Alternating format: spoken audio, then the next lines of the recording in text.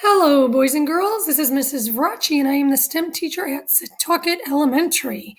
And today I have a new, exciting version of the Three Little Pigs for you today. This is the architectural tale. So you're going to see it's a little bit different. And the reason it's related to STEM is because throughout the book, they show you many famous pieces of furniture and buildings and all different things that architects and engineers and people in the STEM field built. So you can see here on this page some of those items that you will also see in the book. And if any of these things look interesting to you or something that you want to learn more about, you can write down the name of them and Google them and go ahead and check them out later. So here's one example, the Frank Lloyd Wright home. This is very famous, and this is something that you could look up on Google, but feel free to look up any of these objects or pieces of furniture or buildings. And here are a few more that you will see throughout the book. And I think you might find that by Google searching them, there are many interesting facts you can learn about them. So when I'm done reading, you can come back to these pages. Here we go. Once upon a time, there were three little pigs who lived in a big house in the forest.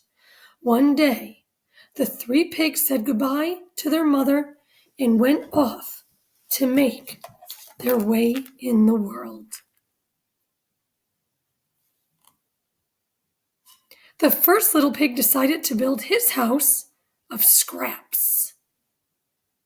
I think you would see this picture is one of the pictures that I was showing to you in the beginning.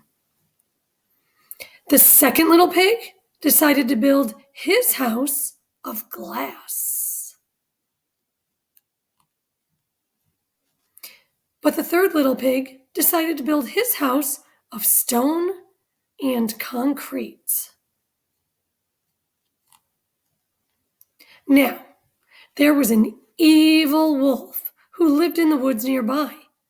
One day, he came to the house of the first little pig and said, little pig, let me come in." But the pig answered, "Not by the hair of my chinny chin chin." This made the wolf so angry that he said, "Then I'll huff and I'll puff and I'll blow your house in." The wolf huffed and he puffed and he blew the house of scraps away. The first little pig ran as fast as he could to the house of his brother. Soon the wolf came to the house of the second little pig. The wolf called out, little pig, let me come in." The second pig answered, "Not by the hair of my chinny chin chin."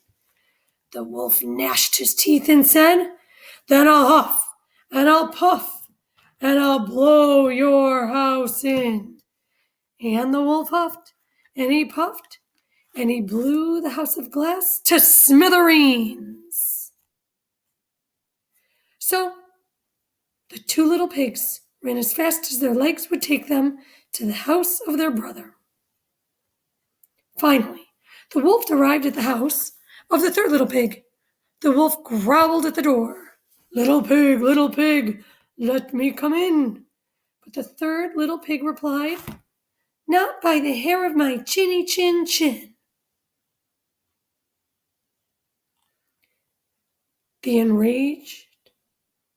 This enraged the evil wolf, who roared, "Then I'll huff and I'll puff and I'll blow your house in." So he huffed and he puffed and he huffed, but he couldn't budge the house of stone and concrete. The wolf said, "Little pig, meet me tomorrow morning at 7 o'clock at Farmer Wright's, and I'll show you a fine tomato greenhouse."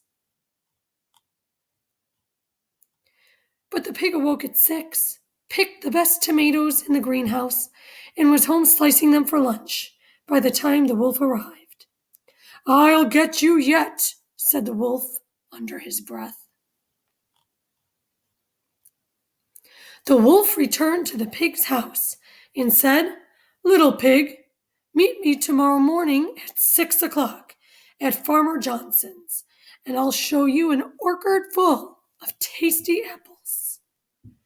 The next morning, at 5 o'clock, the pig was picking the best apples in Farmer Johnson's orchard when along came the wolf.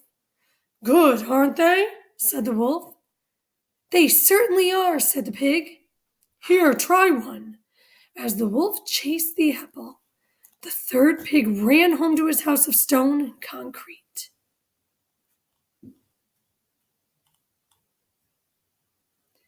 That evening, the wolf went back to the third little pig's house and said, "I'll meet you at Frank's flea market tomorrow at 5 o'clock." So the pig arrived at 4. He was admiring a fine rug when he saw the wolf approaching. He hid himself in the rug and rolled down the hill toward the wolf. The wolf sped away, with the rug following after him. The third pig returned home, where he and his brothers prepared a roaring fire in the fireplace and settled in for the evening. Tricked again, the wolf rushed to the third pig's house, saying under his breath, "Little pigs, I'll get you yet." The wolf climbed onto the roof and shouted down the chimney, "I'm coming to get you." But the wolf tumbled into the roaring fire, scorching his tail. The wolf ran from the house, smoke streaming after him, and was never seen in the forest again. The 3 little pigs ate a supper of tomato soup and apple pie and lived happily ever after. The end.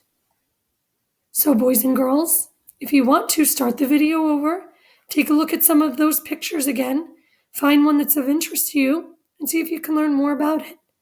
Thanks for listening.